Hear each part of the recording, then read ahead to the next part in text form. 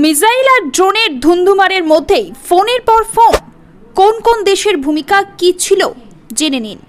4 দিনের টানা সংঘাতের পর অবশেষে যুদ্ধবিরতিতে রাজি হয়েছিল ভারত এবং পাকিস্তান।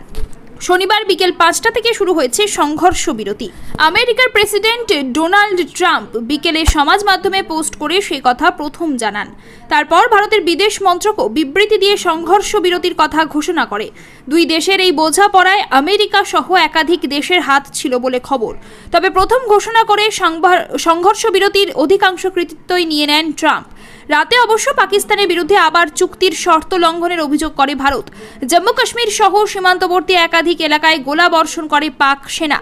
যদিও সংঘর্ষ বিরতির পর রবিবার সকাল থেকে পরিস্থিতি মোটের উপর শান্ত। রাতে নতুন করে আর কোথাও বিস্ফোরণের শব্দ শোনা যায়নি, হয়নি নতুন কোনো ড্রোন হামলা। কিন্তু ভারত এবং পাকিস্তান দুই চিরপ্রতিদ্বন্দ্বীর মধ্যে কিভাবে সম্ভব হলো এই সমঝোতা? কোন কোন দেশের ভূমিকা কি ছিল? গত 4-5 দিনে দুই দেশের সম্পর্কের অবনতি হয়েছে ক্রমাগত। হামলা পাল্টা হামলায় বিধ্বস্ত হয়েছে সীমান্তের এপার ওপার।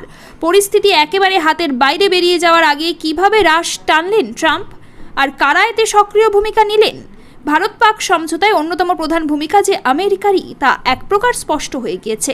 সেই আমেরিকার সংবাদ মাধ্যম CNN দাবি করেছে শনিবার 2 ঘন্টায় ভারত পাক সংঘর্ষ বিরতির মূলে রয়েছে। পেহেলগাঁওয়ে জঙ্গি হামলার পর প্রথম থেকেই সন্ত্রাসবাদের বিরুদ্ধে বার্তা দিয়ে আসছিলেন ট্রাম্প। তবে তিনি কোনো পক্ষ নেননি। ভারত এবং পাকিস্তানকে বারবার উত্তেজনা প্রশমন এবং কূটনীতির পথে আলোচনায় বসতে বলেছিল আমেরিকা, যদিও তাতে খুব একটা লাভ হয়নি।